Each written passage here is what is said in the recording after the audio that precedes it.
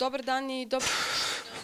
Good day and welcome to the debate use of renewables in Kosovo, challenges and possibilities. In relation to potential challenges and possibilities using RES in Kosovo, we will have the address of Lindy Takashi, Program Manager for Energetics in EU Office in Kosovo, Professor Dr. Ilan Djokic, Expert for Environment, and Exona Shaljak from NGO ECOS. The purpose of this debate to initiate constructive exchange of ideas and propose practical solutions to overcome challenges, at the same time using accessible possibilities for development of RES in Kosovo. Very often we can hear that RES in Kosovo are key for energy security, not only in Kosovo but throughout the Balkans, countries which according to numerous reports are significantly lagging behind in relation to use of RES. Ms. Gashi, let us start from you. What are, according to you, key challenges Kosovo faces when we talk about implementation of RES, how these should be overcome, and what are the possibilities Kosovo has when we talk about renewables, and what are the projects that are currently supported by the EU to support development of renewable sources here? Thank you for the questions. I would start first with a short presentation of where Kosovo stands at present with policy development and legal regulatory framework, which is designed to support the development of renewable energy in Kosovo. So we have seen the government adopting the energy strategy for up to 2031, which is pretty ambitious in terms of developing renewable energy in Kosovo. And the target that is put in the energy strategy is well aligned with obligations that Kosovo as party of the Energy Community Treaty has taken, and this is to have 32% share of renewable energy in the gross final energy consumption. Whereas in the strategy it is also stated that 35% in the electricity production would be based on renewables, whereas in the National Energy and Climate Plan, which is in draft form at present, this target is slightly increased, so it is foreseen to have 45% of electricity based on renewables and about 50% of heating and cooling based on renewables. So these are pretty ambitious targets, and development of renewable energy projects it needs time, so has to undergo different administrative procedures, and I think these procedures at present are a bit complicated and very lengthy. So it's not only in Kosovo, it's in many other countries that there is work ongoing to simplify the administrative procedures and also streamline those procedures so that the investor will have much easier access to information about the location, about environmental obstacles that the site would have prior to even conducting the environmental impact assessment, and also to financing and other permits that the investor would need to develop a project. So for large-scale projects, I think the law on renewables, which has been adopted recently, provides a very good framework, provides the supporting schemes for development of renewable energy projects. But we should also take into account that in the new market design that EU is promoting, and which in the Western Balkans we also should work on, is to empower the consumer, the role of the consumer in the energy sector. This means that we need to enable also households and businesses become prosumers and also establish energy communities.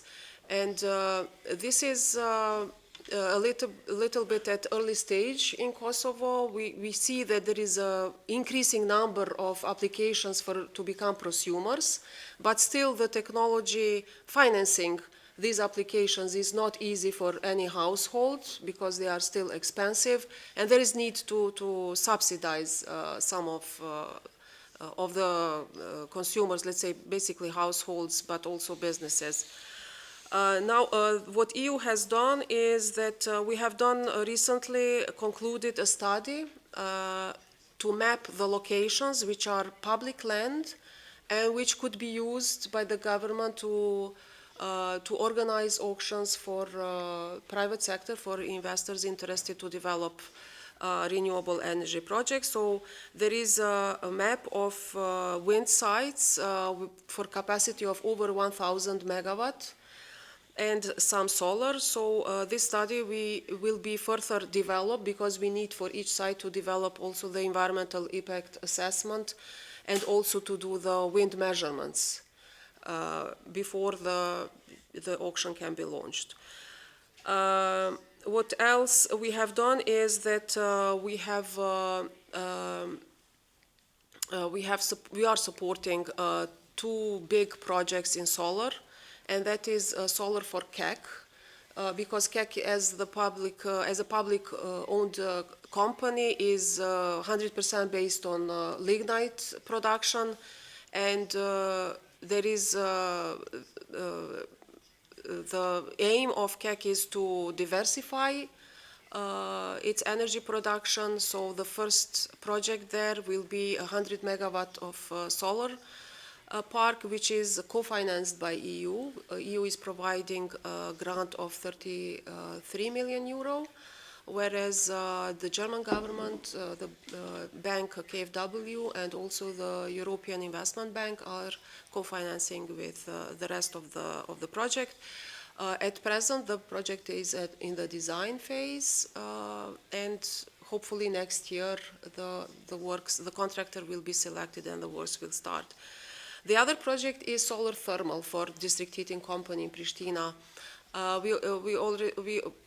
Most of us perhaps remember that the district heating in Pristina in the past was based on heavy fuel oil. It was burning at the plant based in Pristina.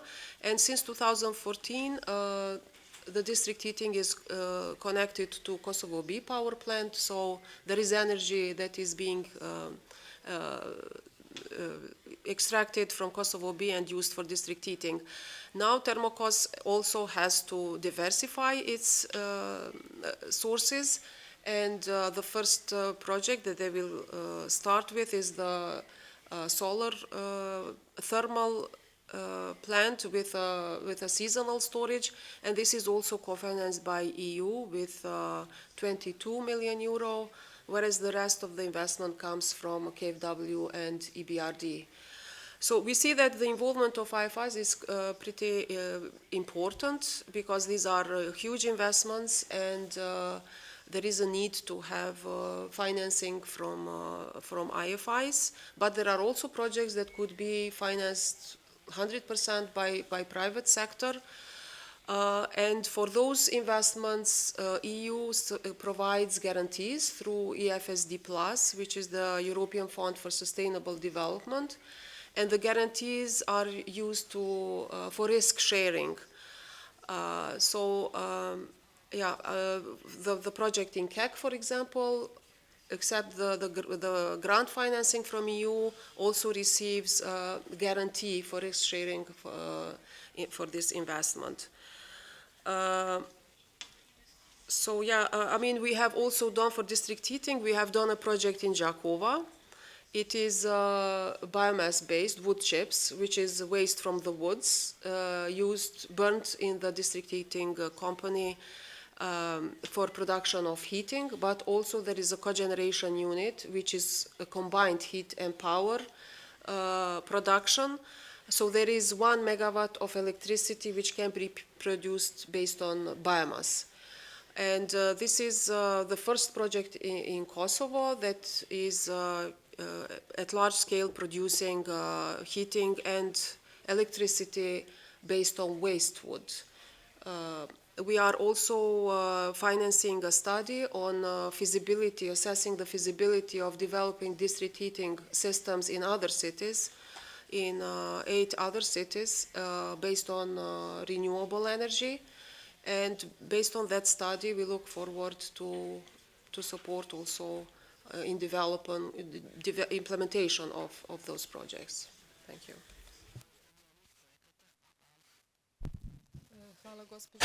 Thank you, Ms. Gashi. Ms. Shalyakadiu, what do you have to say in relation to the potential of use of RES in Kosovo? What are the possibilities and what are the main obstacles for development of this kind of energy in Kosovo? You have the floor. It was mentioned before also from my previous speaker, Ms. Lindita, but I would like just to mention 2 of the probably main gaps or issues that we are facing now. The one is about, it's okay? Okay. The main issue is about the prosumerism, how to increase the number of the prosumers in Kosovo.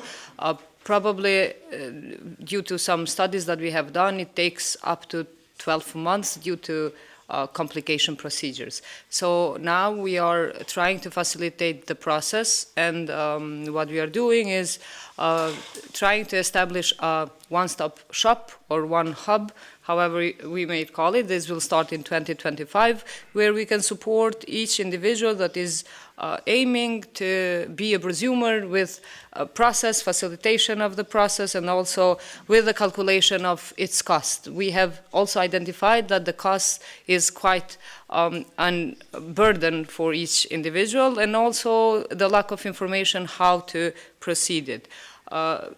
This would be one of the bottlenecks that can be excluded, excepting because the businesses that they are quite big sharks, I would say. They have the capacities and they have also the resources to engage companies that they are working on installation and on application and everything on renewables. But what is left, it's the prosumers that should be taken in consideration in the first time. One of the main topics that ECOSO is working is on the just transition. We have started in 2020.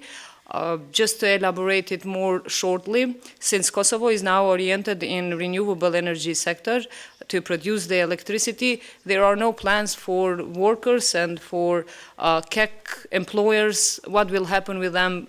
There is no even a mention, there is no data, there is no strategic planning inside and outside the KEC. What will happen with them if Kosovo will move forward to energy renewables based on the strategy that we have plans. So far, we are initiating this month one small, would say, feasibility study to see, because now we have adopted the law on renewables, and one of the biggest topics on the law is energy community, which means how can 5 to 6 houses produce electricity and consume that electricity for themselves. They are supposed to be supported also from different institutions, but mainly also from the government.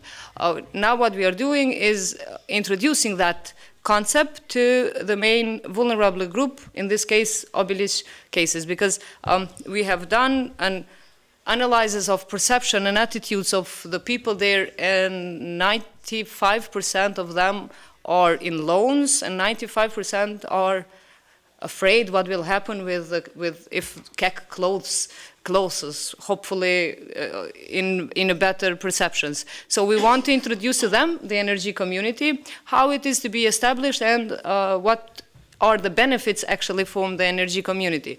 Not to forget that in Kosovo, to be discussed for energy, renewable energy, it's a bit new topic. We have been dependent on coal for many, many years. And now it's a bit challenging also for us to make people understand that renewables are for free and are easy to be implemented. It's a bit of social behavior that are a bit resisting, I would say, communities and it seems to be for them a lot of trouble in this process. But there is, based on the prices of the electricity that we will have, because Kosovo has also signed the carbon mechanism, carbon border adjustment mechanism, where we have to, shortly to say, where we have to pay how much we pollute. And since our energy is based on coal, we are quite big polluters from the perspective of the EU. So the prices of electricity will be increasing, even though starting from the upcoming years, we will feel the prices to be increased. And then what we are doing in this part is also introducing the energy communities and improving prosumers. So when the price is increasing, you can have some options and some choices if you want to be a prosumer, or if you want, together with your neighbors, to, let's say, produce and consume your energy, how much it will cost, what you have to do, and how long it will be the return of investment of that. And also, we are trying to put we are advocating with banks to make, let's say, one line of the credits for energy resources that are from renewables, to have smaller tariffs at the loans, because they will be very costly for one individual to cover per one, let's say, for one buy. So for longer term, what we are trying to convince the banks is to lower their fees on renewable energy sector. So far, there is no existing one. Rightly, each bank has some of the initiatives, but not correctly. So those are maybe shortly what we are doing to improve the gaps. But of course, there is a lack of information in general, and we are trying to advocate the importance of renewable energy sector in Kosovo, and mostly how to tackle the air pollution with that.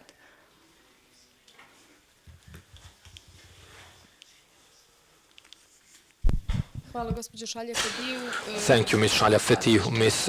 Jokic, very often we can hear that the entire Balkans is the most polluted region in Europe. Who are the pollutants? Who is responsible? And what are the key obstacles to see greater dissemination of RES in Kosovo, and how could these be overcome? And thank you for the magic world. The magic sentence that you said, that air pollution is included in the price, in the cost. Because I've seen the reports from World Bank, and the World Bank is doing profile of the country regarding everything, including environmental situation. And they concluded over the years that the cost of early deaths and asthma attacks and the days spent on sick leave in Kosovo makes from 2 to 6% of gross domestic product per year. It's a huge amount of money. And that money, instead of putting that money into healing and to medicine and to recovering people from air pollution, should be put into the incentives for renewable energy, because, as I showed you before, Pristina as a city, for example, it's not high on the list of the most polluted cities in the Balkans. But when the surrounding or the area of city of Pristina is included with Obilić, and depending on the windrows with the area that is affected by fly ash and by other pollutants from energy sector, Pristina is actually on the top of the list with more than 50% of the pollution coming from energy sector. So renewables are necessary, and we see that as a chance and as a opportunity to decrease the expenditure for health and for human potential loss, and we see renewable energy as a chance for development. So that is, for sustainability, it is necessary. And I'm very, very happy because I see that what you presented before about the legislation, about the strategic documents to be adopted, I see that it is a slow process. I understand why is that, but we also see that there are problems in the society. So the society doesn't recognize the opportunity or the threat caused by using fossil fuels and by not using renewables. I don't think that people understand the point. And there was some project now going on, and our task force for green transition is actually informed about that there are several ways how to wake up the society. So the first one is reasonable, give them reasonable justification. And the second one that works better is touch the people feeling. And that is something we want to do. We want to scare the people. Because until then, I don't think that people will understand what is the potential risk of air pollution and what is the potential gain of using renewables. Something else I also noticed, that when you were talking about biomass, with my students, I organized the project on using renewable energy for sustainable farming. And for sustainable farming, it means using manure or other animal waste to produce biogas. And we saw now it's a long-term national action plan on energy efficiency.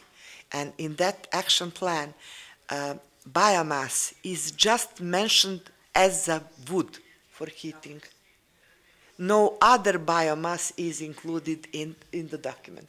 So actually there are parts of the documents needed updating, because we have to include also biomass for agriculture, from forestry, from other types of human activities.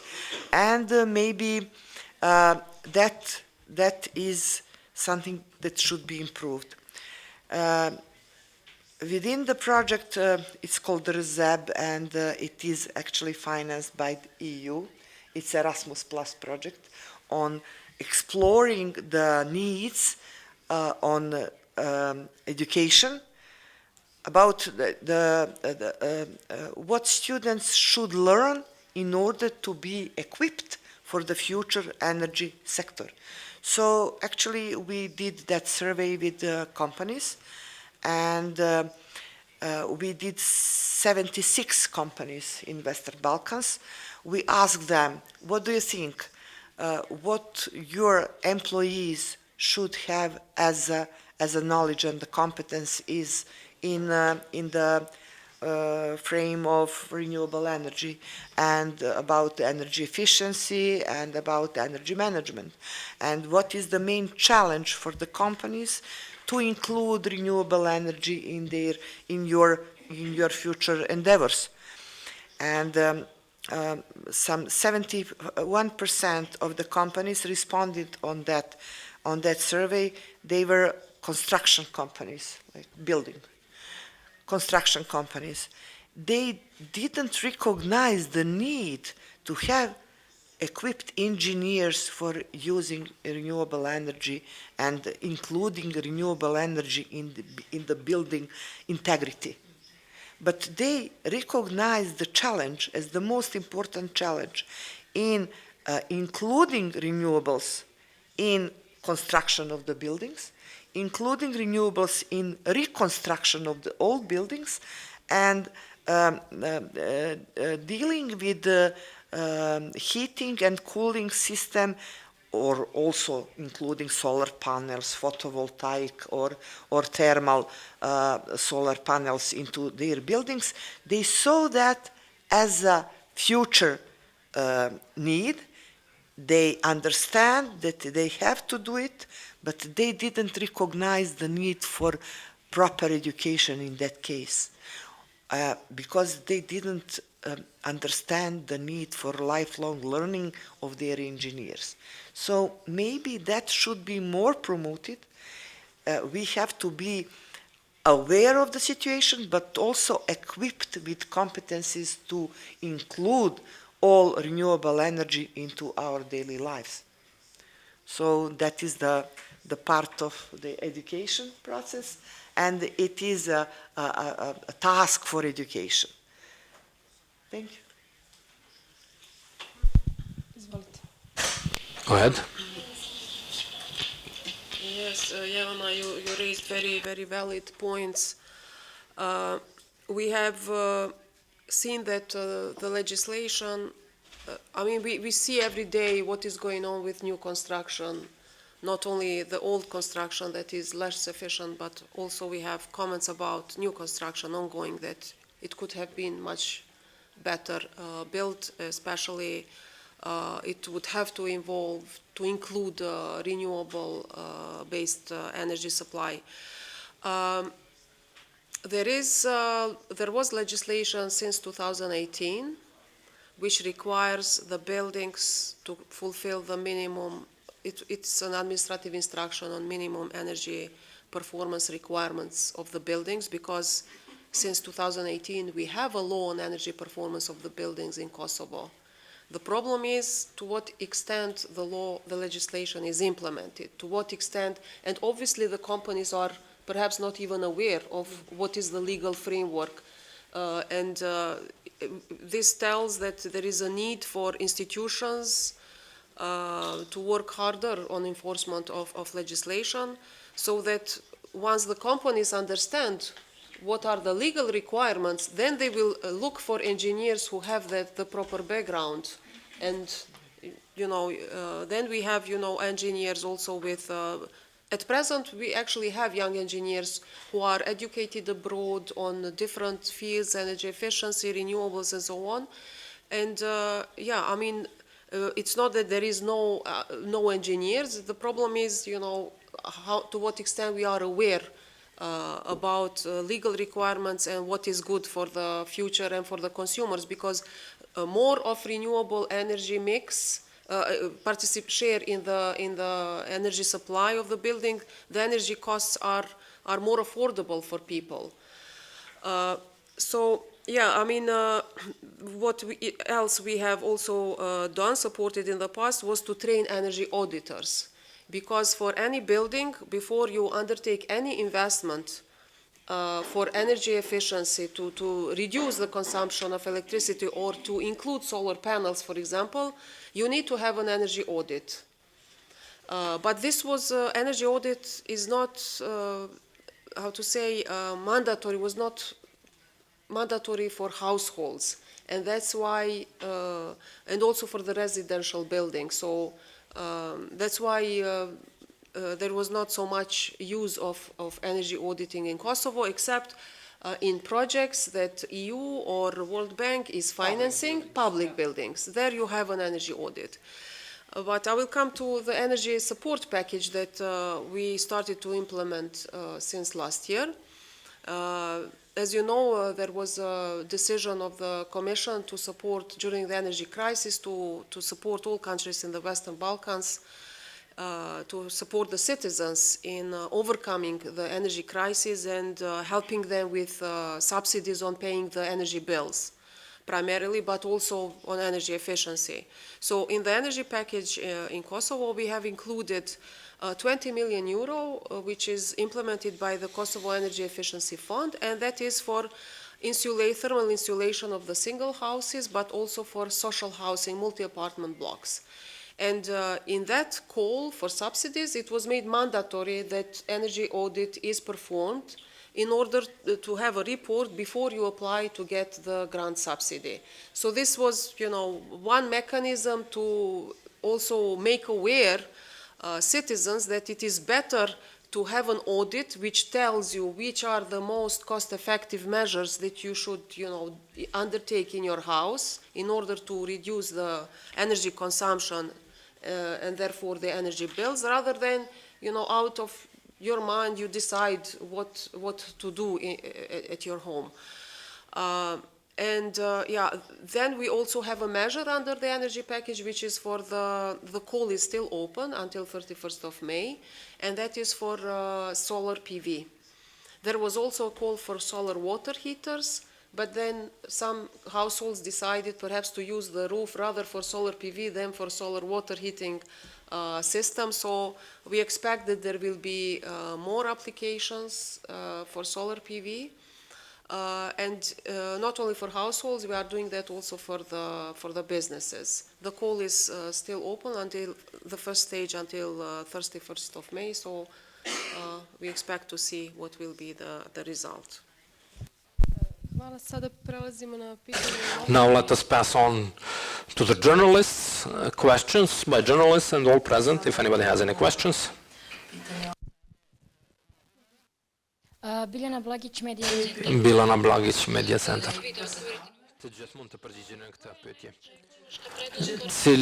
What is the greatest advancement in relation to traditional methods of energy production in Kosovo, such as thermal power plants running on coal? We can all answer the question.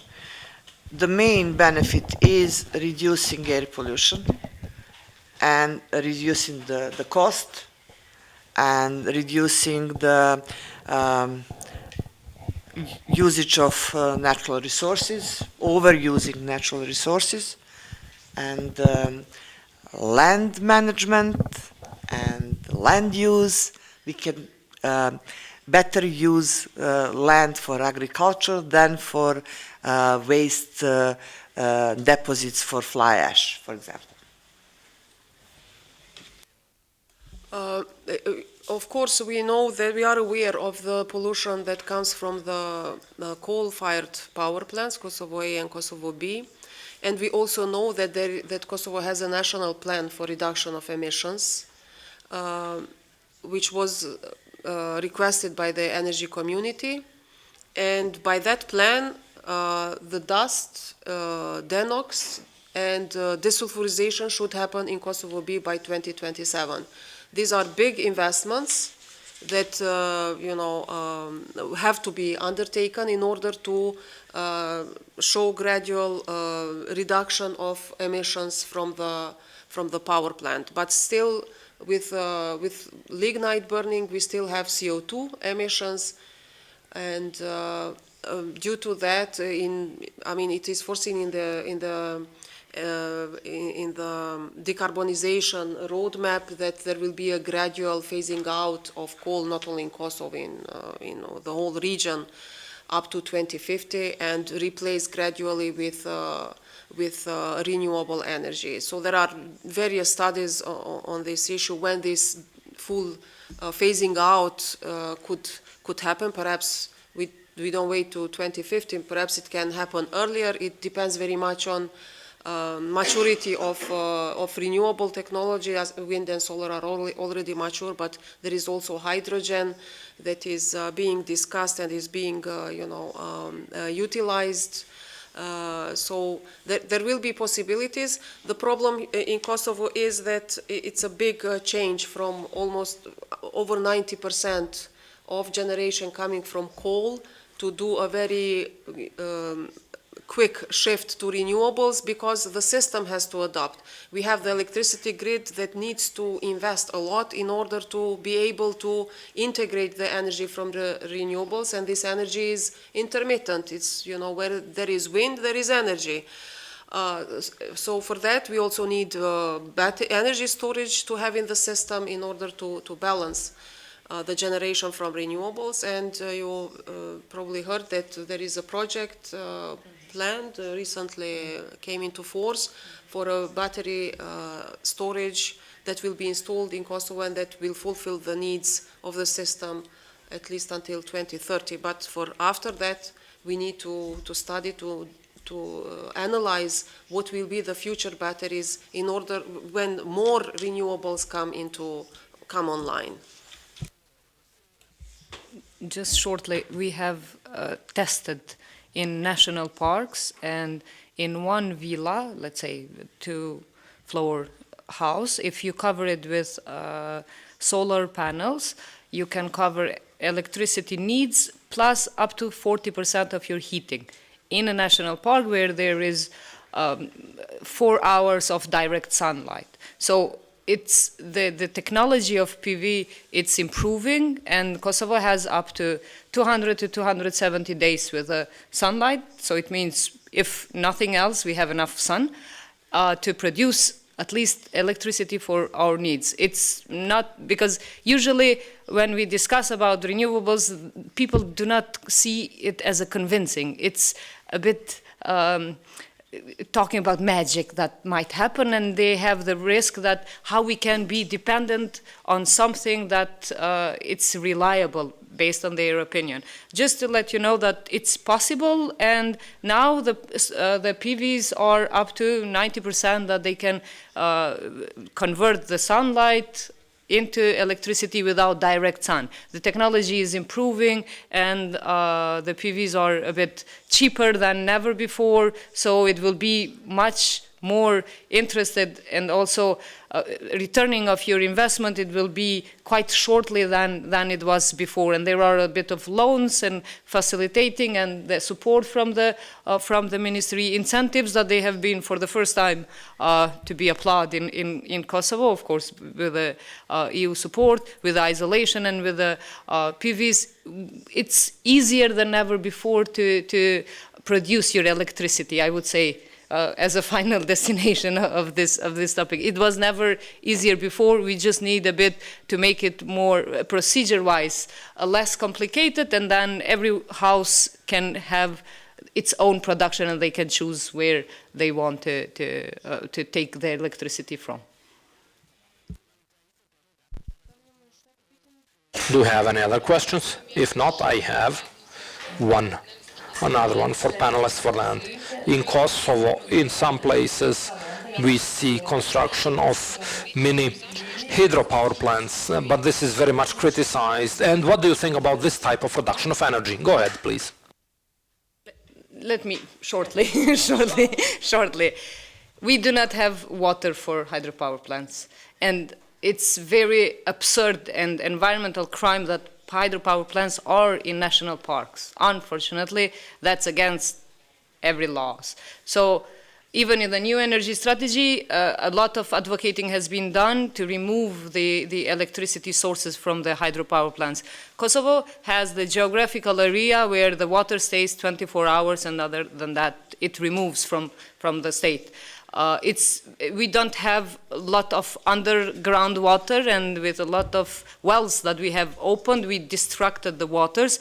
So hydropower plants have been as a biggest mistake of the country that we have faced. More than 500 million euros have been invested with some not right data calculated, and it brought 32 investors in Kosovo. When they have seen the rivers, they have been amazed because there is no water, but on the papers we had waters. That's a misleading of the data that brought us. Also, there have been incentives on the feeding tariffs that improved Kosovo, using pellet on briquettes on one side, and then the hydropower plants on the others. Now what we are trying to do, and at least to remove the hydros from the national parks, because they have been evaluated that we do not have water, and we should accept our mistakes, even though it has been in a national or international level. Everyone thought that the hydropowers are a solution. They are not, and now we need to take responsibilities. Unfortunately, there is no responsibility taken, because governing, it doesn't have to be perfect all the time. It means that we can make mistakes, but those mistakes that have been done are costly for Kosovo, and they should have been a bit more prepared, and it's good that we can stop them not to happen. Yeah.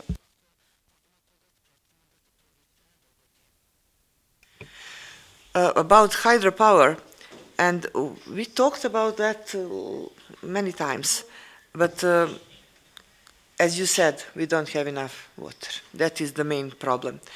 I had experience with my PhD candidate doing that research where the water comes from in Shar Mountain.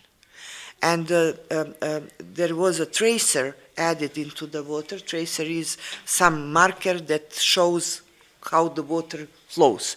So all the water in Shar Mountain comes from precipitation, atmosphere. So there is no underground source of water. And atmospheric water is not reliable source. So there is a snow melting, there is a rain sometimes, but not always.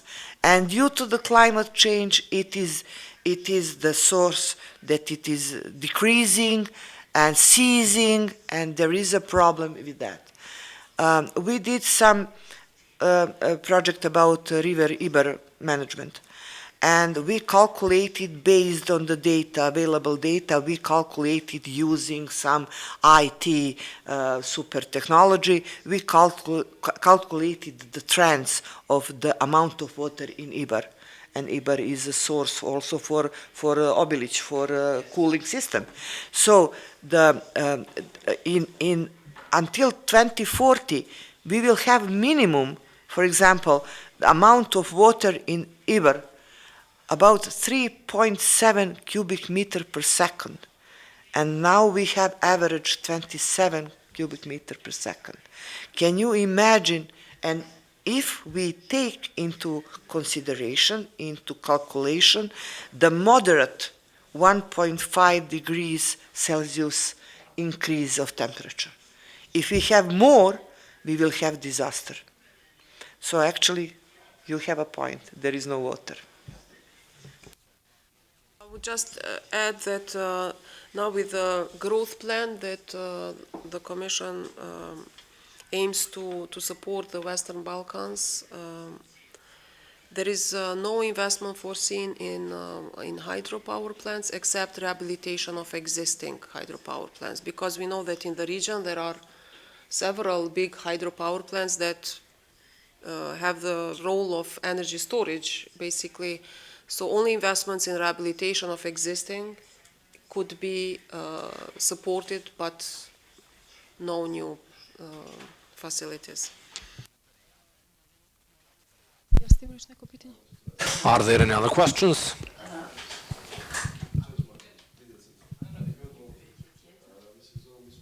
Microphone is off, I cannot hear the question. George Markovic, Media Center, also UN volunteer. You mispronounced Mrs. Zona like miscalculation with corruption, because there were like officials there at the site, you know, when that happened. I had friends that protested during the construction of the hydropower plants, and I think that's a big problem also with renewable energy, because I also saw like windmills on a few places that don't work. They just stand there. It's a big problem.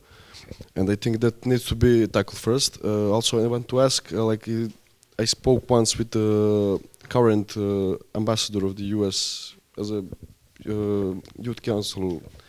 They said they have the area mapped, whole Kosovo, with the best possible, you know, places for windmills.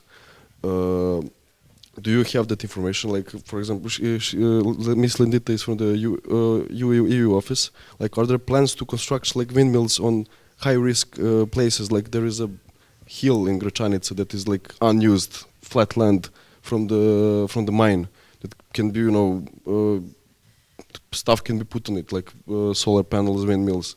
Are there plans to do stuff like that, to use areas that are like not, you know, barren, to construct stuff that can actually generate electricity?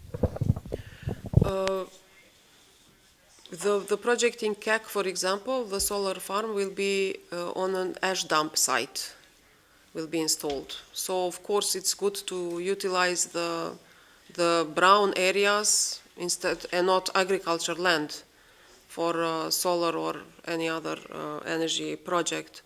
So the land that you mentioned, I mean, I don't know about the specifics, and you know, there needs to be a study. done.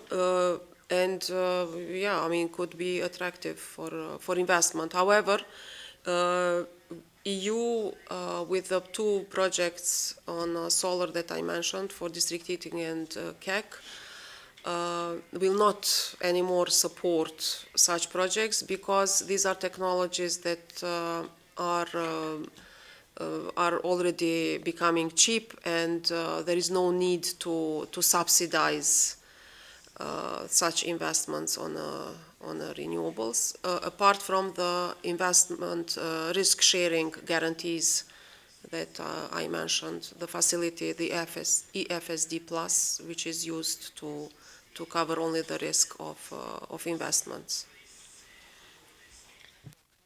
Just for your information, that tailing waste, you are talking about mining waste from Kishnitsa, yes, that's the ownership is problematic. It's owned by Trepča. So there is a Trepča law forbidding of selling or renting any property of Trepča. So that's the problem. Ako nema više pitanja, ja bih se If there are no other questions, I would like to thank panelists and everybody else for participating in this debate, and I would also like to add that the debate was organized by Media Center Štaglavica in cooperation with New Social Initiative and with the support of ANMIC. All the best.